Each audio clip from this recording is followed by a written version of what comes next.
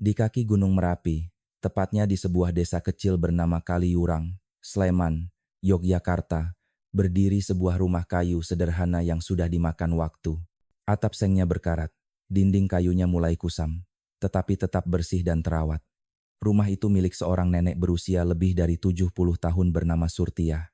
Orang-orang di desa mengenalnya sebagai sosok yang tenang, sabar, dan selalu rendah hati. Hidupnya mungkin tidak berlimpah harta, namun penuh dengan doa dan rasa syukur. Sejak suaminya meninggal puluhan tahun lalu, Surtiah memilih hidup seorang diri.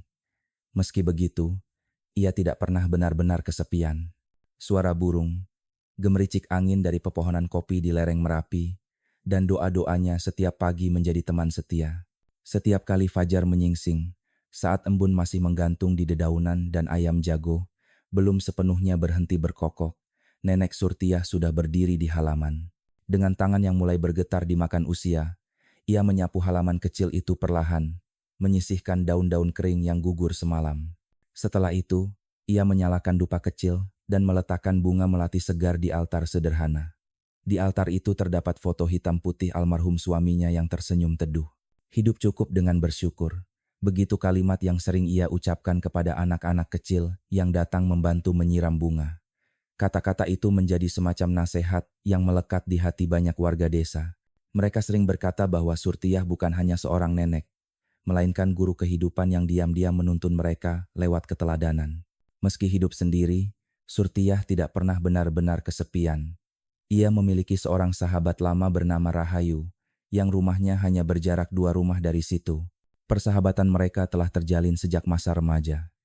Kini, di usia senja, keduanya tetap setia berbagi cerita, tertawa kecil di beranda, atau sekadar duduk diam menatap langit jingga menjelang senja. Rahayu sering membawa segelas teh hangat setiap pagi untuk sahabatnya, supaya kau tidak merasa sendiri, katanya. Dan Surtiah hanya tersenyum, menepuk tangan sahabatnya dengan penuh kasih. Namun, ada satu benda di rumah itu yang selalu menarik perhatian. Di sudut kamar tidur, berdiri tegak sebuah brankas besi tua. Catnya sudah terkelupas, gagangnya berkarat, namun terkunci rapat seakan menyimpan rahasia besar. Tidak banyak orang yang tahu isi brankas itu. Hanya desas-desus yang beredar di warung kopi desa. Ada uang pensiun, beberapa dokumen tanah, dan mungkin sesuatu yang lebih berharga. Bagi Surtiah, brankas itu bukan sekadar besi tua. Di dalamnya tersimpan warisan masa depan untuk 2 cucunya, Larissa dan Reno, anak dari putra tunggalnya, Bagas. Ia sering berkata kepada dirinya sendiri, hidup boleh sederhana, tapi masa depan cucu harus terjaga. Karena itulah, meski tangannya lemah dan tubuhnya rapuh, ia selalu memastikan kunci brankas itu aman. Sayangnya, hubungan dengan anaknya, Bagas, tidak sehangat dulu. Bagas sudah lama pindah ke kota mencoba peruntungan di dunia usaha. Namun kabar yang beredar di desa sering membuat hati Surtiah gundah. Orang-orang berbisik bahwa Bagas terlilit utang besar. Setiap kali kabar itu sampai ke telinganya, Surtiah hanya diam, menatap jauh ke jalan setapak yang dulu sering dilalui. Bagas kecil berlari pulang sekolah. Di sisi lain, Surtiah menemukan kebahagiaan sejati dalam kehadiran 2 cucunya. Larissa, gadis kecil berusia 9 tahun, pintar membaca dan suka menulis di buku catatannya. Ia sering duduk di beranda sambil menyalin bait-bait doa atau menulis cerita tentang neneknya. Sedangkan Reno, bocah 7 tahun, penuh tawa dan rasa ingin tahu. Ia gemar memanjat pohon jambu di halaman, memetik buah, lalu dengan polos membaginya ke tetangga. Bagi Surtiah, cucu-cucunya adalah alasan untuk terus bertahan, meski usia semakin senja. Malam-malam di desa Kaliurang biasanya sunyi. Hanya terdengar suara jangkrik dari balik semak dan kadang deru angin Merapi yang melintas di atap rumah. Di saat seperti itu, Surtiah sering duduk sendirian di depan brankasnya, menatap benda besi itu dengan mata redup namun penuh makna.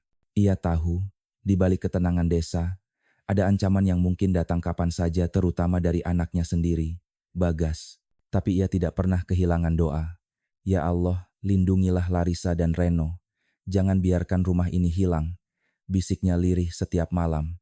Kata-kata itu seakan menyatu dengan aroma dupa dan dinginnya udara gunung. Bagi warga Kaliurang, rumah kayu milik nenek Surtiah hanyalah sebuah rumah biasa. Namun bagi Surtiah sendiri, rumah itu adalah benteng terakhir, tempat semua kenangan, doa, dan cinta berkumpul. Ia percaya, selama rumah itu berdiri, arwah suaminya akan tetap menjaga, dan cucu-cucunya akan selalu punya tempat untuk pulang. Tak ada yang menduga, ketenangan itu sebentar lagi akan hancur. Sebuah tragedi sedang menunggu di balik pintu rumah sederhana itu. Tragedi yang akan mengguncang bukan hanya keluarga Surtiah, tetapi seluruh desa Kaliurang. Hari-hari di desa Kaliurang berjalan pelan, seakan waktu di kaki Gunung Merapi memiliki irama sendiri. Di setiap sudut desa, bau tanah basah bercampur dengan aroma kopi yang dipetik dari kebun warga. Anak-anak berlarian di jalan setapak, sementara para ibu menjemur pakaian dengan kain sarung berwarna-warni. Di tengah semua kesederhanaan itu, ada dua sosok wanita sepuh yang selalu menjadi pusat perhatian, Surtiah dan sahabat lamanya, Rahayu. Keduanya dikenal sebagai pasangan sahabat yang tak terpisahkan. Sejak masa remaja mereka sudah akrab, bermain di sawah bersama, menari saat ada pesta rakyat, hingga kini memasuki usia senja tetap saling menemani. Jika satu tidak terlihat, warga desa akan segera bertanya, "Rahayu di mana?" Atau "Surtiah sakitkah?" Begitu dekatnya persahabatan mereka. Setiap pagi, selepas subuh, Rahayu terbiasa mengetuk pintu rumah Surtiah sambil membawa segelas teh panas. "Supaya kau tidak merasa sendiri, Ti," katanya sambil tersenyum. Surtiah pun menjawab dengan mata berbinar, meski keriput wajahnya semakin dalam. Teh hangat itu sering menjadi alasan mereka duduk berlama-lama di beranda, bercerita tentang masa lalu, anak-anak, hingga gosip kecil yang beredar di warung kopi desa. "Bagas jarang pulang ya, Ti?" tanya Rahayu suatu pagi, berhati-hati agar tidak menyinggung. Surtiah hanya menarik napas panjang. Ia menatap jalan setapak menuju kota, jalan yang dulunya sering dipenuhi langkah kaki Bagas kecil. "Yayu, hidupnya sibuk di kota. Katanya ada usaha, tapi aku tahu, banyak hutang menjeratnya." Rahayu menggenggam tangan sahabatnya erat. "Kau terlalu sabar, Ti. Andai aku di posisimu, mungkin sudah kuomeli anakku. Kau begitu percaya pada waktu dan doa." "Doa itu lebih kuat dari omelan," jawab Surtiah pelan, namun suaranya mantap. Di balik pembicaraan sederhana itu, ada rahasia yang hanya diketahui sedikit orang, brankas besi tua di kamar Surtiah. Benda itu bukan sekadar tempat menyimpan harta, melainkan simbol tanggung jawab dan cinta.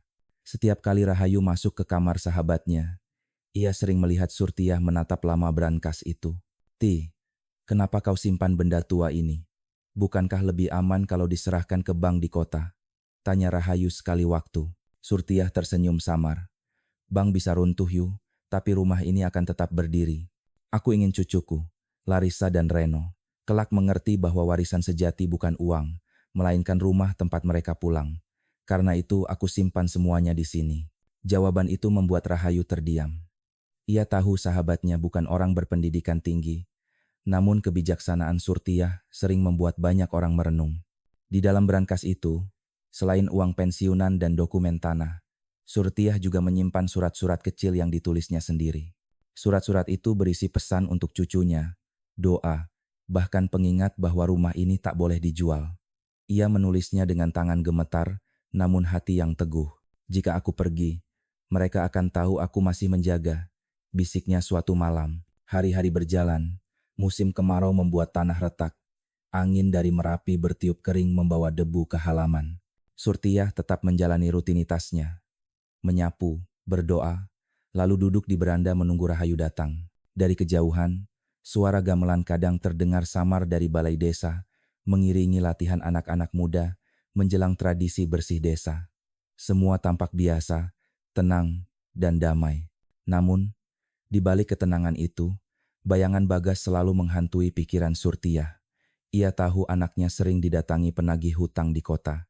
Ia tahu pula bahwa Bagas mungkin tergoda pada isi brankas tua di kamarnya.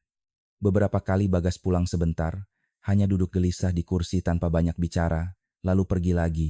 Tatapan matanya tidak lagi hangat, melainkan penuh beban. Rahayu pernah memperingatkan, "Ti, kau harus hati-hati. Jangan terlalu percaya. Kadang darah daging sendiri bisa goyah kalau uang sudah menutup mata." Surtiah hanya menggeleng. "Bagas tetap anakku.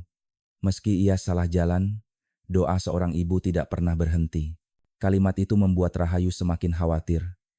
Ia tahu Surtiah terlalu lembut, terlalu percaya pada kasih sayang, padahal dunia luar tidak sebaik hatinya.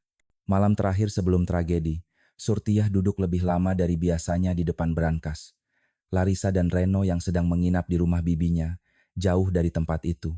Rumah menjadi terlalu sunyi. Dupa kecil mengepul.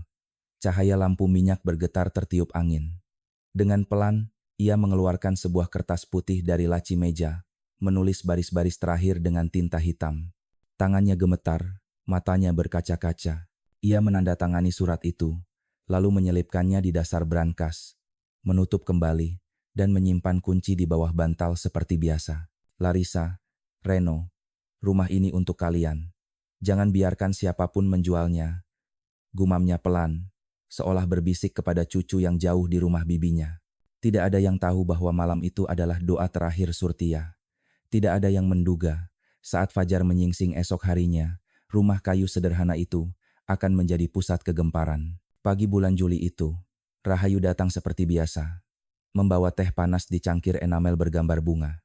Ia mengetuk pintu, memanggil, namun tidak ada jawaban. Pintu ternyata tidak terkunci. Aroma dupa semalam masih tercium samar. Dengan langkah gemetar, ia melangkah masuk, memanggil nama sahabatnya sekali lagi. Di kamar, ia menemukan Surtiah terbaring kaku di lantai, tepat di samping brankas besi tua. Satu tangannya masih menyentuh gagang brankas. Matanya tertutup, wajahnya pucat seakan tertidur panjang. Jeritan Rahayu pecah, menggema ke seluruh desa. Teriakan Rahayu pagi itu memecah keheningan desa Kaliurang. Warga yang baru keluar rumah untuk memberi makan ayam atau menyiangi kebun berlari tergesa-gesa menuju rumah kayu Surtiah. Dalam hitungan menit, halaman kecil itu sudah dipenuhi orang. Ada yang mencoba menenangkan Rahayu yang menangis histeris. Ada pula yang hanya berdiri terpaku dengan wajah pucat. Ya Allah, kenapa bisa begini? Bisik seorang ibu sambil menutup mulutnya. Di dalam kamar, tubuh Surtiah terbujur kaku. Tidak di atas ranjang seperti biasanya, melainkan di lantai, tepat di samping brankas besi tua. Satu tangannya masih menyentuh gagang brankas, seakan ia berusaha membukanya sebelum ajal menjemput. Wajahnya tenang, terlalu tenang, seperti orang yang tertidur panjang. Namun keheningan itu justru membuat semua orang merinding. Tak lama, kepala dusun datang, diikuti 2 polisi dari kecamatan. Mereka memasang garis pembatas, meminta warga menjaga jarak. Suasana mendadak hening. Hanya terdengar isak tangis Rahayu di sudut ruangan. Seorang petugas muda berlutut, memeriksa tubuh Surtiah dengan senter kecil. Tidak ada luka luar, tidak ada tanda kekerasan, gumamnya. Wajahnya tampak ragu, seperti ada sesuatu yang janggal. Sementara itu, seorang polisi lain mengamati brankas besi. Ia mencari kunci di sekitar meja dan lemari, namun tidak menemukannya. Setelah beberapa menit, salah seorang warga menemukan kunci kecil terselip rapi di bawah bantal di atas ranjang. "Kenapa ada di sini?" tanya polisi itu dengan alis terangkat. Tidak ada yang bisa menjawab. Rahayu hanya menunduk, air matanya terus mengalir. Dengan hati-hati, polisi memutar kunci. Brankas tua itu berderit pelan saat terbuka. Semua warga yang mengintip dari balik pintu menahan napas. Di dalamnya tersusun rapi beberapa bundel uang tunai, buku tabungan, dan map kuning berisi sertifikat tanah. Namun yang membuat ruangan itu mendadak sunyi adalah sebuah surat tulisan tangan yang terletak di dasar brankas. Kertasnya putih bersih, tintanya masih baru. Polisi membacanya dengan suara pelan namun jelas. "Jika aku meninggal, rumah dan tanah ini hanya untuk cucu-cucuku, Larissa dan Reno. Anakku Bagas tidak boleh menjual rumah ini. Itu keputusanku. Surtiah." Suasana ruangan berubah drastis. Warga saling pandang. Ada yang terkejut, ada yang berbisik pelan. Rahayu menutup mulut dengan tangan gemetar. Kata-kata dalam surat itu seolah firasat. Seakan Surtiah sudah menduga sesuatu akan menimpanya. Apakah ini kematian alami atau ada rekayasa? Bisik seseorang di belakang. Bisik-bisik itu segera menyebar ke seluruh desa. Warung kopi, sawah, hingga musala kecil di ujung jalan mulai dipenuhi pertanyaan yang sama. Apa yang sebenarnya terjadi di rumah Surtiah? Menjelang siang, Bagas akhirnya tiba. Ia turun dari sepeda motor butut, mengenakan jaket hitam dan topi. Wajahnya tegang, matanya sayu. Semua orang menunggu reaksinya. Apakah ia akan menangis, berteriak, atau memeluk ibunya untuk terakhir kali. Namun yang terjadi justru sebaliknya. Bagas berdiri kaku di depan tubuh ibunya, yang sudah ditutupi kain batik. Tidak ada air mata, tidak ada teriakan, hanya tatapan kosong yang langsung mengarah ke brankas yang terbuka. Bagas, ibumu ditemukan pagi ini oleh aku sendiri, ucap Rahayu dengan suara bergetar. Matanya merah, nadanya antara marah dan sedih. Bagas hanya mengangguk singkat. Saya mengerti, jawabnya dingin. Beberapa warga langsung berbisik. Kenapa dia tidak menangis? Bukankah itu ibunya sendiri? Aneh sekali, ya Allah. Polisi semakin curiga. Mereka meminta Bagas duduk di ruang tamu untuk dimintai keterangan. Seorang tetangga tua, Ki Pranoto, mendekat kepada kepala dusun. Dengan suara lirih ia berkata, "Aku melihat Bagas semalam. Ia datang selepas maghrib, cepat sekali keluar masuk rumah ibunya." Keterangan itu segera dicatat polisi. Perlahan, benang merah mulai terbentuk. Kunjungan Bagas malam sebelumnya, surat wasiat yang melarangnya menjual rumah, dan kematian mendadak Surtiah. Di sudut ruangan, dua bocah kecil Larissa dan Reno akhirnya tiba bersama bibi mereka. Larissa langsung berlari memeluk bantal rajut tempat neneknya biasa duduk menenun. Matanya basah, suaranya lirih. Kenapa nenek tidur lama sekali? Kenapa semua orang menangis? Reno hanya berdiri diam, menggenggam tangan kakaknya erat-erat. Ia masih terlalu kecil untuk memahami arti kehilangan. Tidak ada yang sanggup menjawab, karena jawaban yang sebenarnya terlalu pahit untuk diucapkan di telinga anak-anak. Hari itu, rumah kayu di lereng Merapi yang biasanya penuh doa berubah menjadi tempat penuh bisik-bisik, tanda tanya, dan kecurigaan. Angin kering bulan Juli bertiup kencang, membawa aroma tanah dan kesunyian yang menusuk hati. Dan sejak saat itu, nama Bagas mulai disebut-sebut bukan lagi sebagai anak tunggal Surtiah, melainkan sebagai sosok yang diduga menyimpan rahasia gelap di balik tragedi rumah kayu itu. Sore itu, garis kuning polisi masih melintang di halaman rumah Surtiah. Warga berdiri di luar pagar bambu, berkerumun sambil berbisik-bisik. Mereka tidak berani masuk, tetapi mata mereka tak berhenti mengintip ke dalam. Rasa penasaran bercampur ngeri menyesakkan dada setiap orang. Di ruang tamu, polisi duduk menghadap Bagas. Jaket hitamnya sudah dilepas, kini terlipat di pangkuannya. Tangannya saling menggenggam, jemarinya gemetar halus. Tatapannya kosong menatap lantai anyaman bambu. "Kapan terakhir kau bertemu ibumu?" tanya salah satu penyidik dengan suara tenang, namun nadanya tegas. "Semalam, setelah maghrib," jawab Bagas pelan. "Saya hanya mampir sebentar, membawakan vitamin." Beliau sering mengeluh lelah akhir-akhir ini. Polisi saling berpandangan. Mereka mencatat setiap kata. Sementara itu, Ki Pranoto yang duduk di serambi, menambahkan keterangan. "Saya melihat Bagas keluar dari rumah Bu Surtiah malam itu. Tidak sampai setengah jam, lalu pergi terburu-buru." Keterangan itu membuat suasana semakin berat. Rahayu yang sejak tadi duduk diam akhirnya tak kuasa menahan emosi. "Bagas, apa yang sebenarnya kau lakukan? Kenapa ibumu ditemukan begitu?" Suaranya serak, bercampur amarah dan air mata. Bagas menunduk, tidak menjawab. Keesokan harinya, jenazah Surtiah dibawa ke rumah sakit kota untuk diautopsi. Seluruh desa menunggu hasilnya dengan hati berdebar. Di balai dusun, suasana hening ketika seorang petugas dari kota membuka map coklat dan mulai membacakan laporan. Dalam tubuh almarhumah ditemukan zat penenang dengan dosis tinggi, melebihi batas aman. Obat ini biasa digunakan untuk membantu tidur, tetapi dalam jumlah sebesar itu menjadi racun yang mematikan, terutama bagi tubuh tua yang rapuh. Ruangan mendadak senyap. Beberapa ibu menunduk, menahan tangis. Para lelaki desa saling pandang dengan wajah resah. Nama yang sama muncul di benak semua orang. Bagas, putra tunggal yang malam itu terlihat berkunjung. Putra yang datang ke pemakaman dengan wajah tanpa air mata. Putra yang sejak lama dikenal terlilit utang. Rahayu menutup mulutnya dengan tangan gemetar. Air matanya mengalir deras. "Surtiah, firasatmu benar," bisiknya lirih. Polisi segera memanggil Bagas ke kantor kecamatan untuk diperiksa lebih lanjut. Ruangan interogasi itu sederhana, dengan meja kayu tua dan bau kopi basi bercampur kertas lembab. Bagas duduk di kursi besi, tubuhnya kaku. Seorang penyidik meletakkan sebuah gelas enamel di atas meja. Gelas itu diambil dari rumah Surtiah. Masih ada sisa cairan putih di dasar gelas. Apa yang kau bawa malam itu untuk ibumu? Tanyanya dengan suara datar. Bagas menelan ludah, berusaha menegakkan bahu. Susu hangat. Saya campur vitamin, supaya beliau bisa tidur nyenyak. Penyidik mengeluarkan hasil laboratorium. Vitamin atau obat tidur? Tanyanya dingin. Wajah Bagas seketika memucat. Napasnya tercekat, matanya bergerak gelisah. Sekian detik terasa panjang, sampai akhirnya ia menunduk, menutup wajah dengan kedua tangan. Suaranya pecah, bergetar. Saya hanya ingin ibu tertidur. Saya tidak bermaksud membunuh. Kalimat itu membuat ruangan seakan runtuh.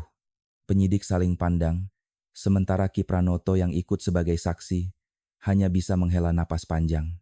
Kenapa kau ingin ibumu tertidur? Penyidik kembali menekan. Air mata Bagas jatuh. Saya ingin mengambil kunci brankas. Saya tahu beliau selalu menyimpannya di bawah bantal.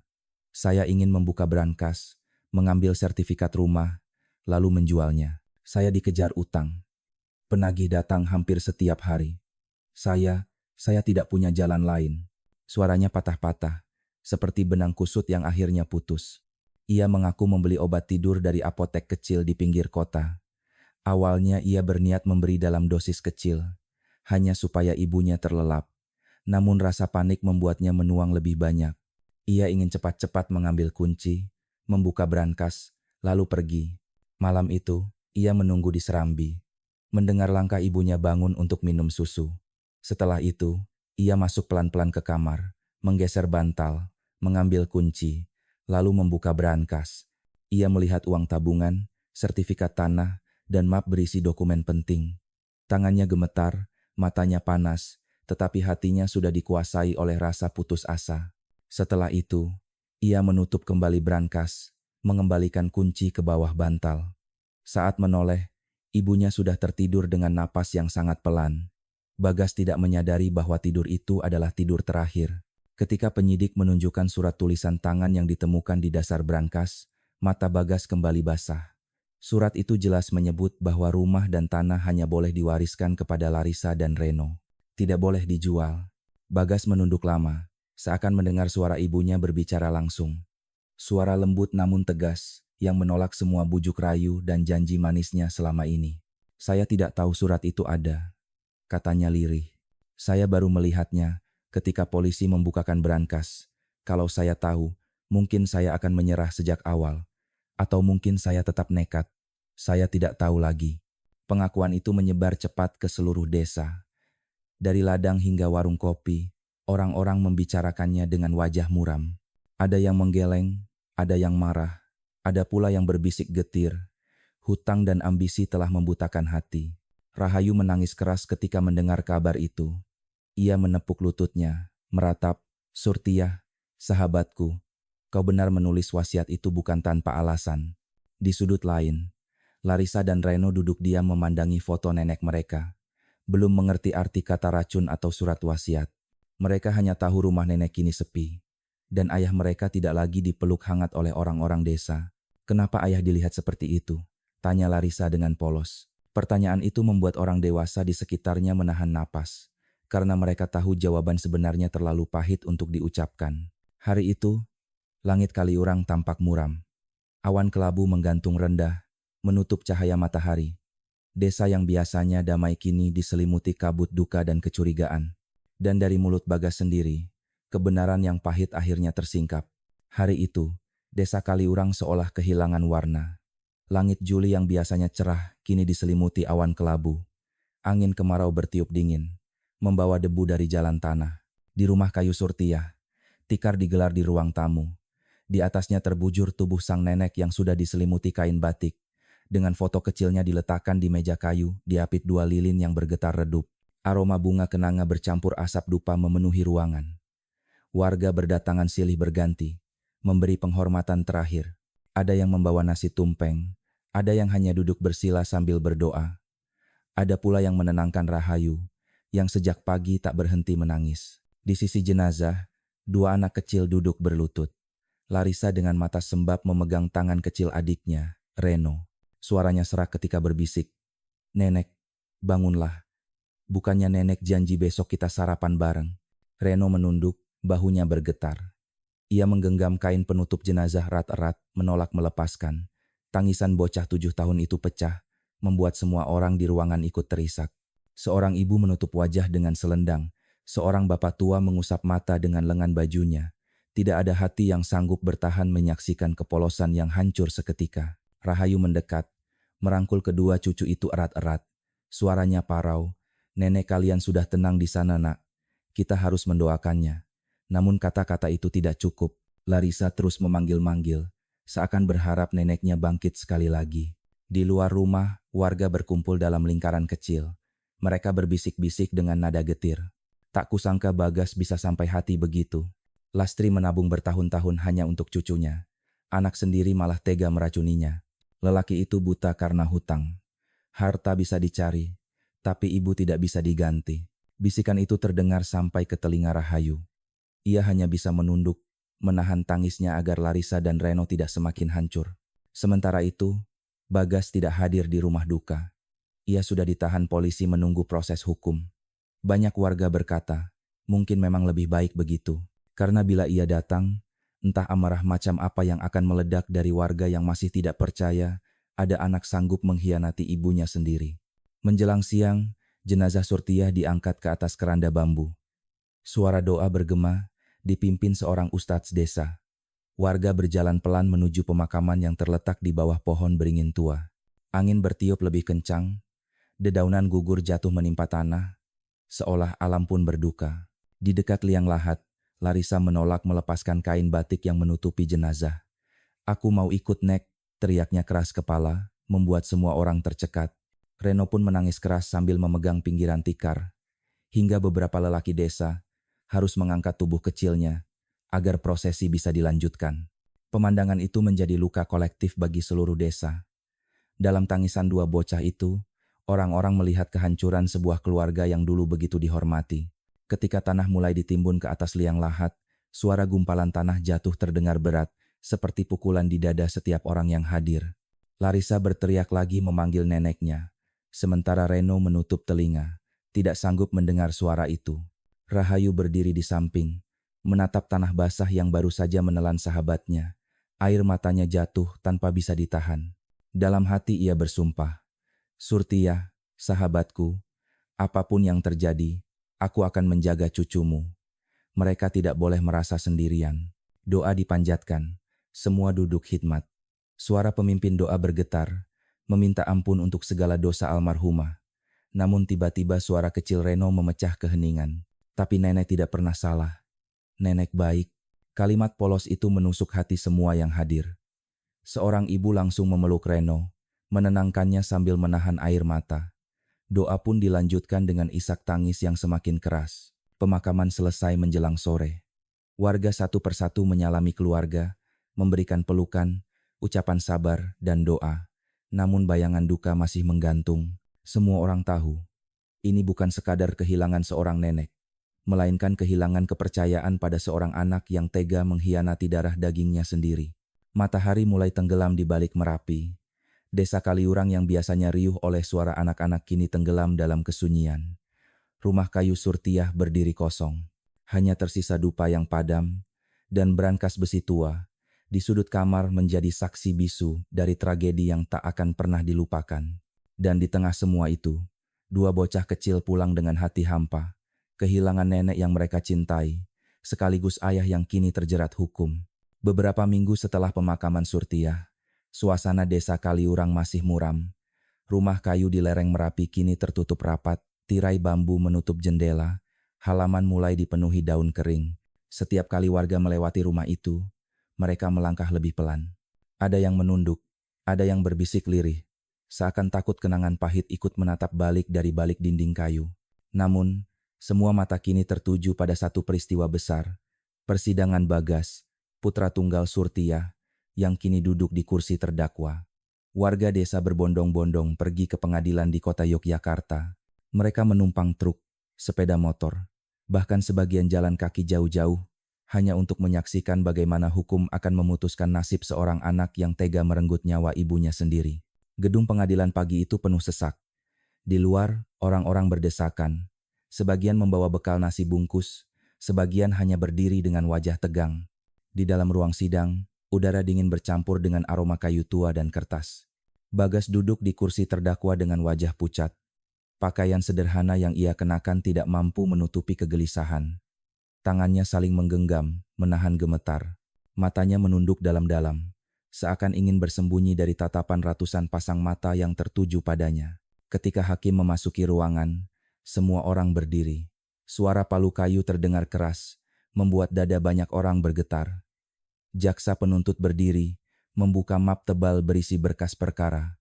Dengan suara tegas, ia mulai membacakan tuntutan. Terdakwa Bagas dengan sadar membeli obat tidur, mencampurkannya ke dalam susu hangat, lalu memberikannya kepada almarhumah Surtiah. Dengan maksud mengambil kunci brankas, ia membiarkan korban menelan dosis berlebih yang menyebabkan kematian. Suara jaksa menggema di ruang sidang. Semua orang menahan napas. Meski terdakwa mengaku tidak bermaksud membunuh, tindakannya jelas menyebabkan hilangnya nyawa seorang lansia.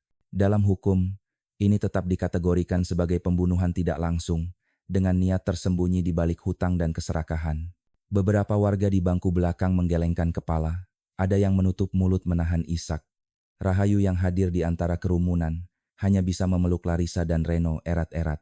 Kedua cucu kecil itu duduk diam, tidak sepenuhnya memahami arti kata demi kata yang dilontarkan jaksa, namun mereka tahu ayah mereka sedang diadili karena sesuatu yang amat besar. Setelah jaksa selesai, giliran pengacara Bagas berdiri. Seorang pria paruh baya dengan kacamata tebal, dengan suara yang berusaha tenang, ia menyampaikan pembelaannya. Yang mulia, klien saya bukanlah seorang pembunuh berhati dingin. Ia seorang anak yang tersesat jalan, terhimpit oleh hutang, kehilangan akal sehat. Tindakannya lahir dari keputusasaan, bukan niat membunuh. Ia menjelaskan bagaimana Bagas dikejar penagih, bagaimana tekanan ekonomi membuat pikirannya kacau. Ia hanya ingin mengambil sertifikat rumah untuk dijual, bukan ingin menghilangkan nyawa ibunya. Jika ia tahu dosis obat itu mematikan, ia tidak akan pernah melakukannya. Namun kata-kata itu tidak mampu meredam gejolak di ruang sidang. Seorang bapak tua di belakang berbisik tajam. Apapun alasannya, seorang anak tidak boleh mengkhianati ibunya. Hakim mencatat semua pembelaan, wajahnya tetap dingin. Ia menatap Bagas lama, seakan mencoba membaca hati terdakwa yang duduk dengan kepala tertunduk. Ketika hakim memberi kesempatan pada Bagas untuk berbicara, ruangan mendadak hening. Semua mata tertuju padanya. Dengan suara parau, Bagas berkata, "Saya menyesal. Saya hanya ingin keluar dari hutang. Saya tidak pernah ingin ibu pergi. Saya tahu saya anak durhaka. Saya siap menerima keputusan pengadilan." Suasana ruang sidang pecah dalam bisik-bisik. Ada yang menggeleng, ada yang menangis pelan. Bukan karena iba, melainkan karena marah bercampur sedih menyaksikan penyesalan yang datang terlambat. Di luar gedung, orang-orang desa yang tidak kebagian tempat duduk menunggu dengan gelisah. Mereka ingin tahu apakah hukum akan berpihak pada kebenaran. Bagi mereka, sidang ini bukan hanya tentang Bagas, tapi juga tentang harga diri sebuah desa. Ketika sidang hari itu ditutup, warga kembali pulang dengan hati berat. Mereka tahu putusan belum dijatuhkan, namun bayangan hukuman sudah tergantung di atas kepala Bagas. Di jalan pulang, Rahayu menggandeng tangan Larissa dan Reno. Kedua bocah itu berjalan pelan, mata mereka sayu. Larissa berbisik lirih, "Bu Rahayu, ayah akan pulang, kan?" Rahayu tercekat. Ia menahan air mata, mencoba tersenyum. "Kita doakan saja, Nak. Tuhan yang tahu apa yang terbaik." Namun dalam hatinya, ia tahu jalan yang ditempuh Bagas tidak lagi bisa kembali. Hari itu, ruang sidang di pengadilan kota Yogyakarta kembali penuh sesak. Sejak pagi, warga desa Kaliurang sudah berdatangan. Mereka duduk berdesakan di bangku kayu. Sebagian lagi berdiri di belakang, menanti keputusan yang akan menentukan nasib Bagas, sekaligus menutup luka panjang yang menimpa keluarga Surtiah. Larissa dan Reno tidak ikut hadir. Rahayu memilih meninggalkan mereka di rumah, bersama seorang tetangga. Takut hati kecil itu tidak sanggup menyaksikan momen yang terlalu berat. Meski begitu, wajah polos kedua cucu itu terus terbayang di benaknya. Ketika hakim memasuki ruangan, semua orang berdiri. Suara palu kayu menggema keras, membuat suasana semakin menegangkan. Bagas digiring masuk dengan tangan terborgol. Rambutnya kusut, wajahnya pucat, matanya sayu. Ia berjalan tertunduk, seakan tidak berani menatap siapapun. Hakim membuka berkas putusan. Dengan suara mantap, ia mulai membacakan kalimat demi kalimat yang membuat semua orang menahan napas. Setelah mempertimbangkan seluruh bukti dan keterangan saksi, pengadilan menyatakan terdakwa Bagas bersalah. Tindakannya menyebabkan hilangnya nyawa almarhumah Surtiah, meski tanpa niat langsung, namun tetap merupakan pelanggaran berat terhadap kewajiban seorang anak kepada ibunya. Oleh karena itu, pengadilan menjatuhkan hukuman penjara selama 20 tahun. Suasana ruang sidang mendadak pecah. Ada yang menutup mulut menahan tangis, ada yang berbisik lirih, ada pula yang menghela napas lega. Warga desa saling pandang, seolah putusan itu adalah jawaban atas doa-doa mereka. Bagas menunduk, bahunya bergetar. Air mata jatuh satu persatu ke lantai. Ia tidak membantah, tidak berteriak, tidak meminta keringanan. Seakan menerima bahwa 2 dekade ke depan hidupnya akan terkunci di balik jeruji besi. Hakim melanjutkan. Selain itu, berdasarkan surat wasiat tulisan tangan almarhumah yang ditemukan dalam brankas, pengadilan menetapkan bahwa rumah dan tanah peninggalan Surtiah diwariskan sepenuhnya kepada cucu-cucunya, Larissa dan Reno, dengan pengawasan walisah dari pihak keluarga ibu. Kabar itu disambut dengan bisik-bisik lega. Beberapa warga mengangguk puas. Mereka tahu betapa Surtiah semasa hidup selalu menjaga rumah itu demi cucu-cucunya. Kini keinginannya benar-benar dihormati. Rahayu meneteskan air mata. Ia menunduk, memeluk dirinya sendiri, antara lega dan hancur hati. Lega karena sahabatnya mendapat keadilan. Hancur karena anak sahabatnya harus menjalani hukuman panjang. Ia teringat Bagas kecil yang dulu sering berlari di halaman rumah Surtiah, tertawa riang tanpa beban. Bocah itu kini hilang, digantikan lelaki dewasa yang kepalanya tertunduk dalam rasa malu. Ketika hakim menutup sidang dengan palu kayu, warga berdesakan keluar. Di luar gedung, udara panas siang hari tidak mampu mencairkan suasana yang berat. Sebagian warga menggelengkan kepala. Sebagian berbisik getir. 20 tahun. Lama sekali, ujar seorang bapak. Ya, tapi itu harga dari keserakahan, jawab yang lain. Harta bisa dicari, tapi ibu tak bisa diganti. Di tengah kerumunan, Bagas digiring keluar dengan borgol. Ia menoleh sekali ke arah jendela, seakan mencari wajah-wajah yang dikenalnya. Tidak ada Larissa, tidak ada Reno, hanya warga desa dengan tatapan tajam bercampur iba. Rahayu berdiri agak jauh, menatap Bagas dengan mata basah. Dalam hati ia berbisik, Surtiah, sahabatku, wasiatmu dijaga. Cucu-cucumu akan dilindungi. Tapi tetap saja, hatiku belum rela karena yang menusukmu adalah anakmu sendiri. Truk tahanan berangkat perlahan, membawa Bagas menuju penjara. Debu jalan beterbangan, menutupi bayangan terakhirnya. Warga menatap bisu, lalu perlahan membubarkan diri. Malam itu, langit Kaliurang dipenuhi bintang. Namun bagi Rahayu, cahaya itu terasa dingin. Ia berdiri di serambi rumahnya, menatap jauh ke arah bukit tempat rumah kayu sahabatnya berdiri sunyi. Hatinya bergetar, matanya kembali basah. Di balik kesunyian malam, ia tahu satu hal.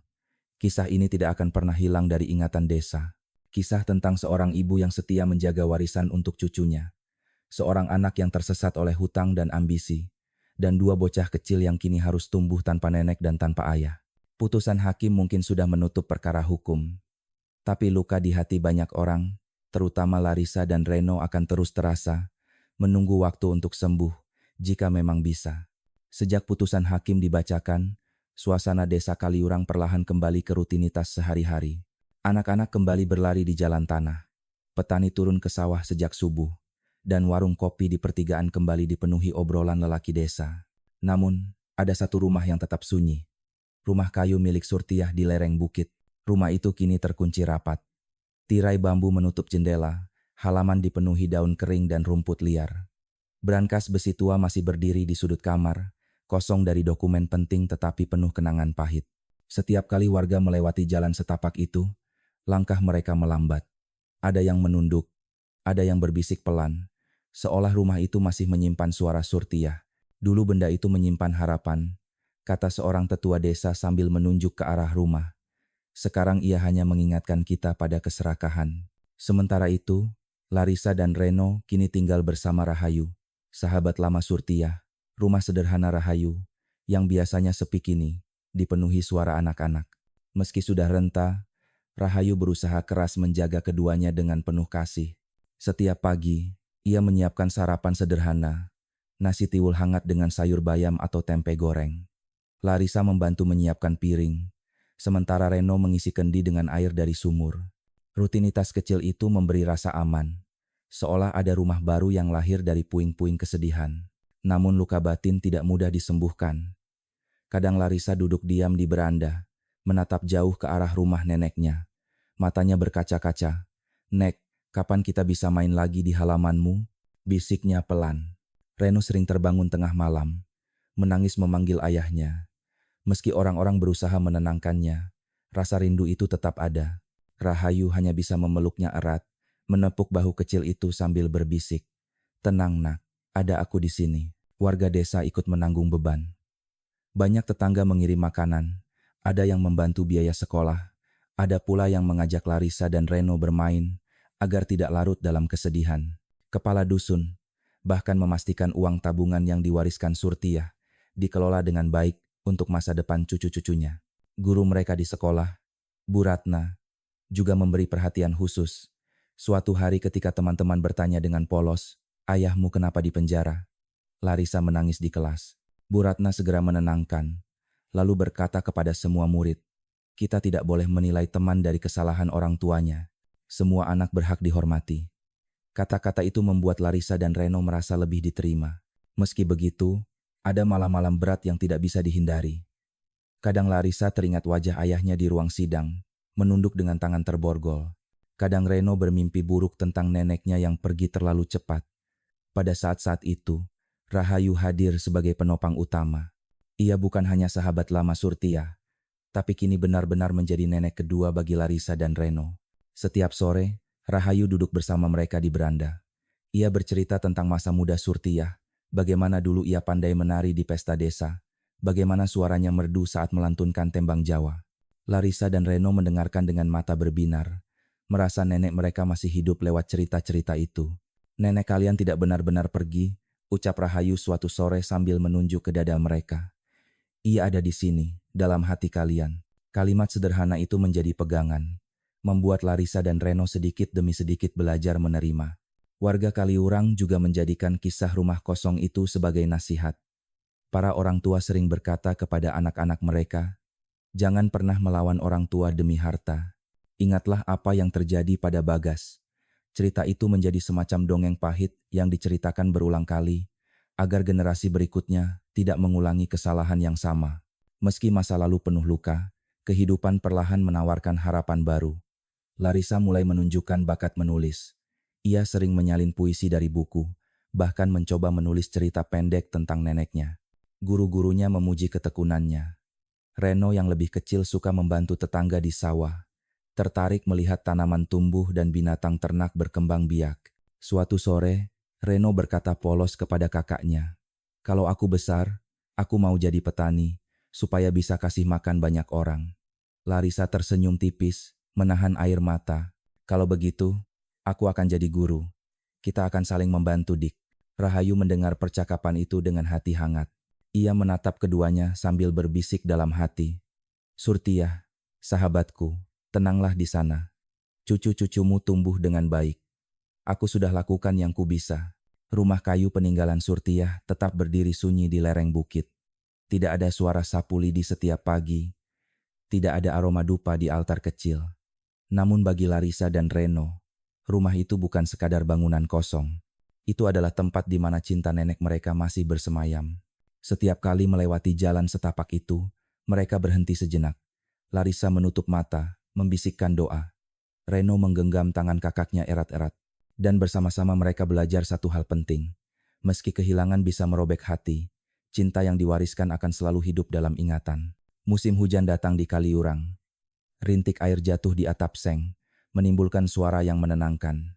Sawah-sawah mulai menghijau kembali. Kabut tipis menyelimuti lereng Merapi setiap pagi. Desa yang sempat muram perlahan kembali menemukan ritmenya. Namun, bagi Larissa dan Reno, setiap hari masih menjadi perjalanan panjang melewati kenangan dan luka. Rahayu kini benar-benar menjadi sosok pengganti nenek. Rambutnya sudah semakin memutih, tubuhnya renta, tapi semangatnya tidak pernah padam. Ia bangun lebih awal, menyiapkan sarapan sederhana, lalu membangunkan Larissa dan Reno dengan lembut. "Ayo nak, sekolah menanti. Nenek kalian ingin kalian rajin belajar." Larissa membantu menyapu halaman, sementara Reno menimba air dari sumur. Rutinitas itu memberi rasa tanggung jawab, membuat mereka merasa seolah sedang meneruskan kebiasaan mendiang Surtiah. Di sekolah, Larissa mulai berani tampil. Ia mengikuti lomba membaca puisi antar kelas. Meski suaranya masih bergetar, teman-temannya bertepuk tangan. Guru mereka, Bu Ratna, tersenyum bangga. "Kamu anak yang kuat, Larissa. Teruslah belajar." Kata-kata itu menjadi cahaya kecil di hatinya. Reno, meski masih kecil, menunjukkan bakat lain. Ia suka membantu tetangga di kebun, tertarik melihat cara menanam cabai dan memberi makan ayam. Para lelaki desa sering tersenyum. Anak ini pasti jadi petani hebat suatu hari nanti. Reno hanya tersipu, tapi di matanya ada cahaya semangat. Meski begitu, tidak semua hari mudah.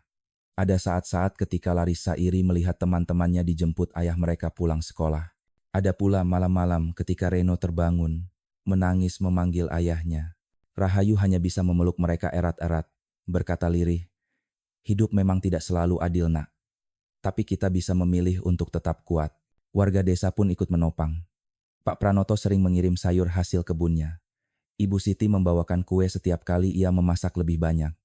Seorang pemuda desa bahkan mengajari Reno bermain gamelan di balai dusun. Kebaikan kecil itu menjadi jaring halus yang menahan Larissa dan Reno agar tidak jatuh terlalu dalam ke jurang kesedihan. Suatu sore, ketika hujan baru reda, Rahayu duduk bersama keduanya di beranda. Ia membawa buku tua berisi cerita rakyat Jawa. Dengan suara pelan ia membacakan kisah Panji Asmara Bangun. Larissa bersandar di bahunya. Reno duduk di pangkuannya. "Dulu nenek kalian suka mendengarkan cerita ini," kata Rahayu sambil tersenyum. Ia selalu berkata, "Cerita rakyat mengajarkan kita bahwa kebaikan akan selalu menang pada akhirnya." Larissa mengangguk pelan. "Kalau begitu, Nek, kita juga harus jadi orang baik, supaya nenek bangga." Reno menimpali polos.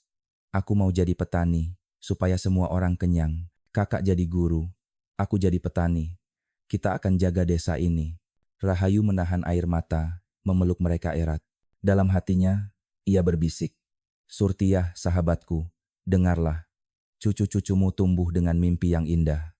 Meski dunia merampasmu dari mereka, cintamu masih hidup dalam hati kecil ini." Desa Kaliurang pun belajar banyak dari kisah keluarga itu.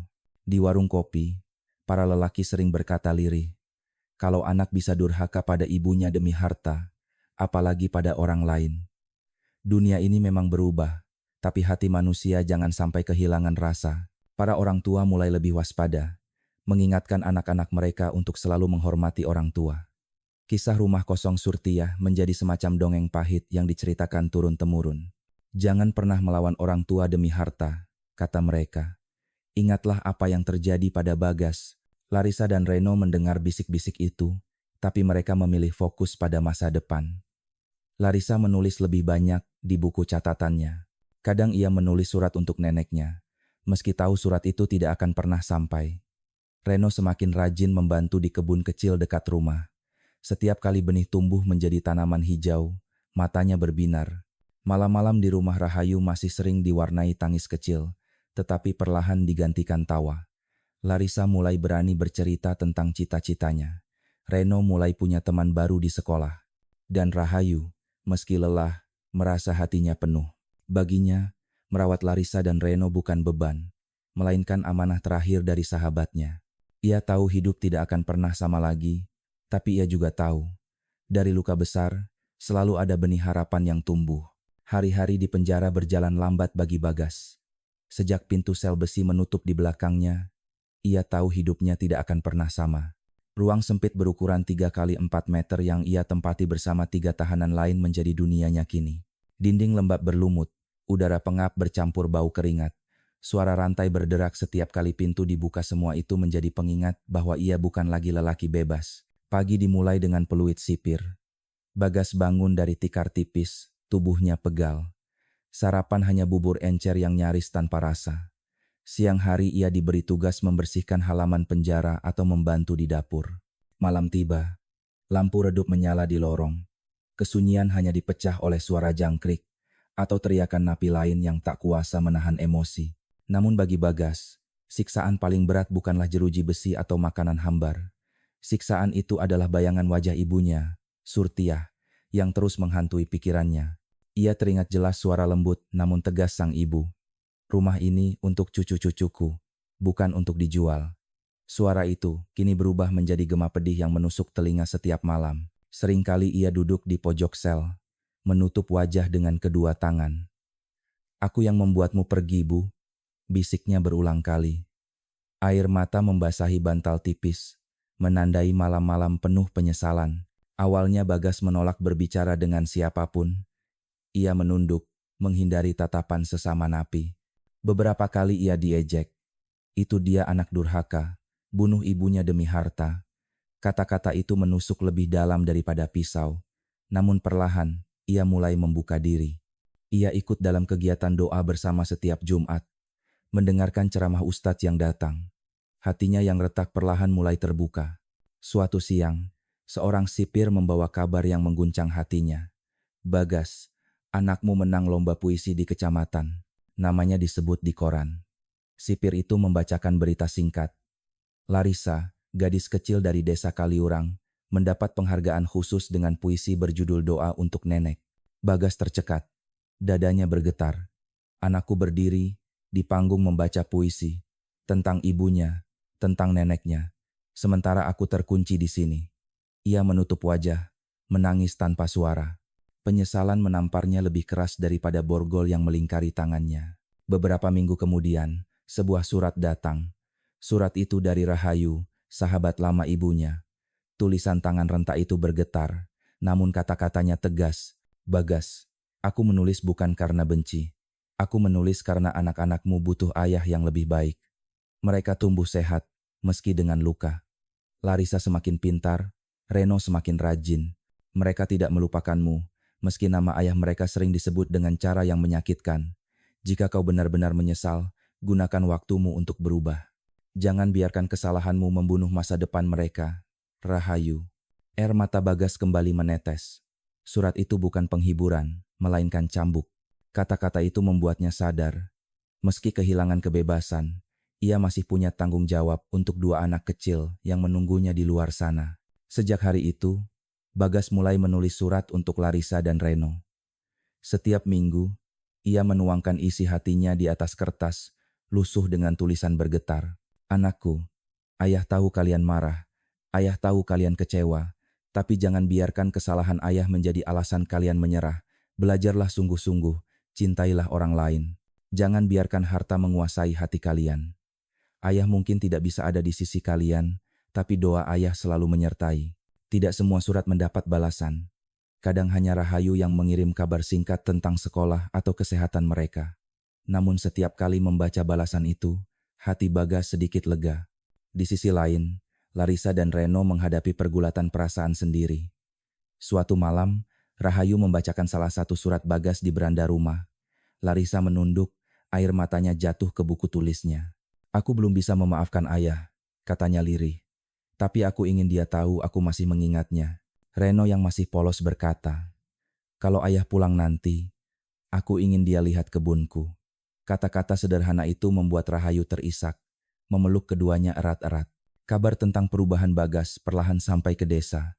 Ada warga yang masih marah, ada yang mengutuk, tetapi ada pula yang berkata lirih, "Kalau Tuhan saja membuka pintu ampunan, siapa kita menutupnya?" Malam-malam di penjara, Bagas duduk di dekat jendela kecil berjeruji, menatap bulan yang sama yang mungkin juga dilihat anak-anaknya di Kaliurang. "Larissa, Reno, ayah tidak bisa mengulang masa lalu. Tapi ayah berjanji, saat keluar nanti, ayah ingin menjadi ayah yang berbeda. Bukan lagi lelaki bodoh karena harta, tapi seseorang yang layak kalian kenang." Dengan doa itu, ia mencoba bertahan hari demi hari, menunggu waktu panjang 20 tahun yang harus ia jalani. Tahun-tahun berganti di Kaliurang. Musim hujan datang, sawah menghijau lalu menguning. Musim kemarau tiba dengan angin kering dari lereng Merapi. Anak-anak desa terus tumbuh. Jalan setapak tetap ramai oleh tawa kecil. Namun bagi Larissa dan Reno, setiap pergantian musim membawa mereka lebih dekat pada kedewasaan, meski luka lama masih ada di hati. Larissa kini beranjak remaja. Tubuhnya mulai tinggi, Rambut hitam panjangnya sering dikepang sederhana oleh Rahayu. Ia menjadi siswi berprestasi di sekolah menengah. Tidak hanya pandai membaca dan menulis, Larissa juga dikenal sebagai anak yang selalu membantu teman-temannya. Suatu sore, ia berkata kepada Rahayu, "Nek, aku ingin jadi guru seperti Bu Ratna. Aku ingin membuat anak-anak lain mencintai ilmu." Rahayu tersenyum bangga, menatap cahaya di mata gadis itu. Cahaya yang dulu juga dimiliki Surtiyah, ibunya Bagas. "Surtiyah, sahabatku," bisiknya dalam hati, "cucumu mewarisi semangatmu." Reno pun tumbuh menjadi anak lelaki penuh energi. Ia lebih senang berada di sawah atau kebun daripada duduk lama di kelas. Ia belajar menanam padi, memberi makan kambing, bahkan merawat kebun kecil di samping rumah. "Aku ingin jadi petani, Nek," katanya suatu hari, "supaya semua orang bisa makan. Kalau aku besar nanti, aku ingin punya kebun besar, gratis untuk siapa saja." Ucapan polos itu membuat Rahayu dan beberapa tetangga tersenyum. Dari anak kecil yang pernah kehilangan segalanya, lahir tekad untuk memberi. Namun, usia Rahayu semakin renta. Rambutnya memutih seluruhnya, langkahnya pelan, kadang tangannya gemetar saat menyiapkan makan malam. Meski begitu, ia tidak pernah mengeluh. Setiap malam ia duduk bersama Larissa dan Reno di tikar rotan, mendengarkan cerita sekolah mereka. "Kalianlah alasan nenek masih kuat," katanya sambil tersenyum lemah. Di sisi lain, di balik jeruji besi, Bagas terus menjalani hukumannya. Rambutnya mulai beruban, tubuhnya kurus, tapi hatinya perlahan berubah. Ia rajin mengikuti pengajian, membantu membuat kerajinan bambu, dan yang paling penting, menulis surat. Surat-suratnya penuh dengan penyesalan dan doa. "Anakku, ayah tidak meminta kalian memaafkan. Ayah hanya ingin kalian tidak mengulang kesalahan ayah. Jangan biarkan harta lebih berharga dari cinta keluarga. Doa ayah selalu bersama kalian." Larissa membaca surat-surat itu dengan hati bergejolak. Ia belum mampu menghapus luka, tapi juga tidak bisa menolak rindu. Kadang ia hanya menunduk, air mata jatuh ke kertas. Reno, lebih polos, sering menggambar kebun kecilnya, lalu menulis, "Ayah, kalau pulang nanti ayo lihat kebunku." Gambar sederhana itu menjadi penghibur terbesar bagi Bagas di dalam penjara. Warga Kaliurang pun melihat perubahan itu. Ada yang tetap marah, ada yang mengutuk, namun ada juga yang mulai berkata lirih, "Kalau Tuhan saja membuka pintu ampunan, siapa kita menutupnya?" Meski begitu, nama Bagas tetap menjadi peringatan. Rumah kayu Surtiyah masih berdiri sunyi di lereng bukit. Jendela tertutup tirai bambu, halaman dipenuhi daun kering. Di dalamnya, brankas besi tua masih ada di sudut kamar. Bukan lagi tempat menyimpan harta, melainkan simbol tentang apa yang bisa terjadi jika keserakahan menguasai hati manusia. Setiap kali melewati rumah itu, warga berhenti sejenak. Bagi mereka, rumah itu bukan sekadar bangunan kosong. Ia adalah cermin. Cermin tentang cinta seorang ibu, pengkhianatan seorang anak, dan keteguhan hati dua cucu kecil yang kini tumbuh dengan berani. Malam-malam di desa, ketika angin bertiup dari gunung, Larissa dan Reno kadang masih meminta untuk berhenti di depan rumah kosong itu. "Aku masih bisa dengar suara nenek," bisik Larissa. Reno menggenggam tangan kakaknya. Berkata lirih, "Aku ingin rumah ini tetap ada, supaya kita selalu ingat nenek." Rahayu menatap keduanya dengan mata berkaca-kaca. Ia tahu, meski rumah itu menyimpan luka, ia juga menyimpan kenangan cinta yang tidak bisa dihapus. Dan bagi Kaliurang, kisah keluarga ini telah menjadi pelajaran besar. Di setiap warung kopi, di setiap ladang, orang tua berkata kepada anak-anak mereka, "Harta bisa dicari, tapi cinta orang tua tak pernah bisa kembali." Matahari sore menyinari Kaliurang dengan cahaya keemasan, menembus celah pepohonan kopi dan bambu. Suara gamelan dari balai dusun terdengar sayup, menandakan anak-anak sedang berlatih untuk persiapan acara bersih desa. Di antara mereka, Larissa dan Reno kini bukan lagi anak kecil yang selalu menangis karena kehilangan. Mereka tumbuh menjadi remaja yang mulai menemukan jalan masing-masing. Larissa, yang kini berusia 16 tahun, dikenal sebagai siswi cerdas di sekolah menengahnya. Ia sering mewakili sekolah dalam lomba membaca puisi dan pidato. "Aku ingin menjadi guru, Nek," katanya suatu malam kepada Rahayu, "supaya aku bisa membantu anak-anak kecil seperti Bu Ratna dulu membantuku."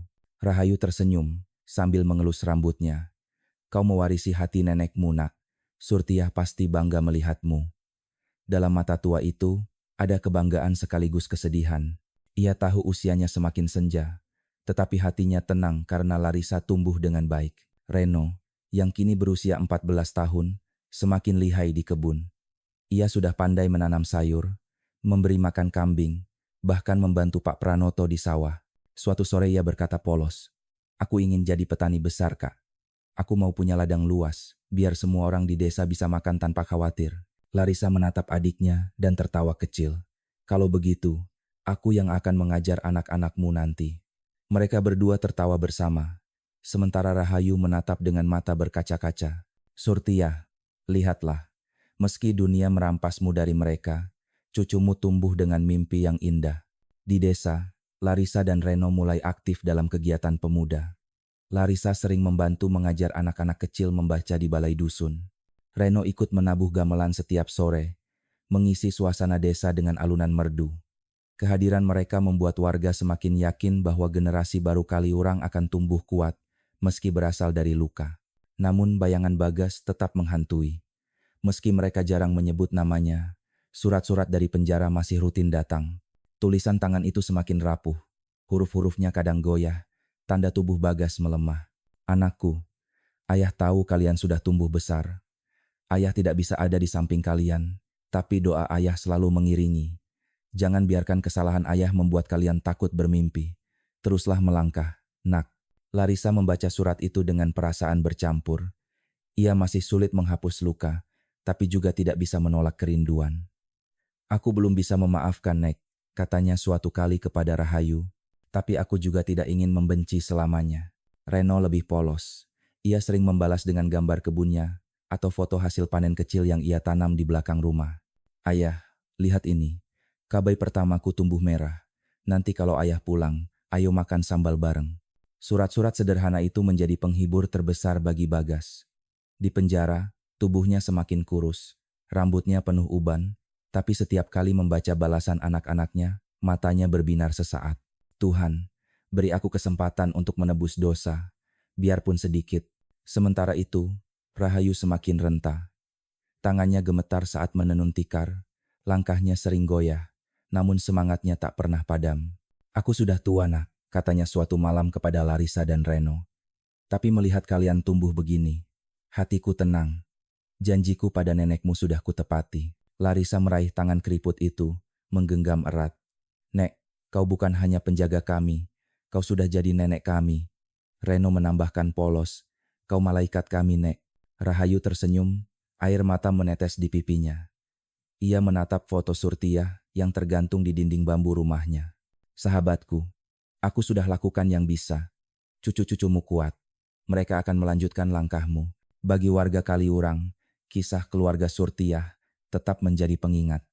Rumah kosong di lereng bukit masih berdiri, jendelanya tertutup, halaman dipenuhi rumput liar. Brankas besi tua masih ada di sudut kamar, tak lagi berisi rahasia, melainkan kenangan pahit tentang cinta dan keserakahan. Setiap kali ada anak muda yang mulai bertengkar soal warisan, orang tua di desa selalu berkata, "Ingatlah kisah Bagas dan Bu Surtia. Harta bisa dicari, tapi cinta orang tua tak pernah kembali." Kalimat itu menjadi nasihat turun-temurun, menjaga agar tragedi itu tak terulang. Malam-malam di Kaliurang kini lebih damai. Suara jangkrik berpadu dengan desir angin dari gunung. Larissa dan Reno sering duduk di beranda bersama Rahayu, menatap langit penuh bintang. Di hati mereka masih ada luka, tapi juga ada cahaya. Cahaya harapan. Waktu terus berjalan. Musim hujan dan kemarau silih berganti di Kaliurang, membawa perubahan pada sawah, kebun, dan juga hati manusia. Larissa dan Reno kini mulai beranjak dewasa. Larissa sudah semakin dekat dengan mimpinya menjadi seorang guru. Sementara Reno dengan penuh semangat merawat kebun kecil yang ia sebut sebagai kebun harapan. Di sisi lain, Rahayu semakin renta. Rambutnya memutih seluruhnya, langkahnya lambat, dan nafasnya sering tersengal. Namun setiap kali ia menatap kedua remaja itu, senyumnya selalu mengembang. "Aku tidak takut mati, nak," katanya suatu malam dengan suara bergetar. "Yang penting, aku tahu kalian tumbuh baik. Janjiku pada nenek kalian sudah kutepati." Larissa memeluknya erat, air mata jatuh tanpa bisa ditahan. Reno menggenggam tangan keriput itu, berkata lirih, Kami akan terus membuatmu bangga, Nek. Di balik jeruji, Bagas menjalani sisa hukuman dengan tubuh yang semakin rapuh. Rambutnya kini penuh uban, wajahnya tirus, langkahnya gemetar. Namun ia tetap menulis surat, meski tangannya goyah. Anakku, mungkin ketika kalian membaca surat ini, ayah sudah terlalu tua untuk kembali. Tapi ingatlah, cinta ayah tidak pernah mati. Jangan biarkan dosa ayah menjadi bayangan yang menutup jalan kalian. Teruslah berjalan dengan cahaya. Kadang surat itu sampai ke tangan Larissa dan Reno. Kadang hanya disimpan oleh Rahayu. Larissa membaca dengan hati berat. Luka masa lalu belum sepenuhnya hilang, tapi ia tidak lagi membenci. Reno, dengan kepolosannya, masih menulis balasan sederhana. Ayah, aku menunggu hari ketika kau bisa lihat kebunku sendiri. Rumah kayu peninggalan Surtiyah tetap berdiri di lereng bukit, meski kini hampir runtuh dimakan usia. Halamannya dipenuhi rumput liar, jendelanya tertutup rapat. Namun bagi warga desa, rumah itu bukan sekadar bangunan kosong. Ia adalah monumen bisu, pengingat tentang cinta seorang ibu, keserakahan seorang anak, dan keberanian dua cucu kecil untuk bangkit dari luka. Seringkali, saat melewati rumah itu, warga berbisik lirih. Harta bisa dicari, tapi cinta orang tua tak akan pernah kembali. Kalimat itu menjadi doa yang berulang, diwariskan dari satu generasi ke generasi berikutnya. Larissa dan Reno, meski hidup dengan luka, perlahan belajar bahwa warisan terbesar dari nenek mereka bukanlah sertifikat tanah atau uang di brankas, melainkan cinta dan keteguhan hati. Dari kehilangan, mereka belajar menghargai kasih sayang. Dari dosa ayah mereka belajar memilih jalan berbeda.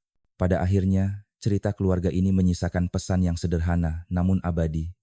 Jangan biarkan harta membutakan hati. Jangan biarkan ambisi merusak keluarga. Sebab cinta orang tua adalah harta yang sesungguhnya, jauh lebih berharga daripada emas, tanah, atau uang. Dan bagi kita semua yang mendengar kisah ini, ada pelajaran yang tak boleh kita lupakan. Jika masih punya orang tua, sayangilah mereka selagi ada waktu. Jika punya anak, didiklah mereka dengan kasih sayang, bukan hanya dengan harta.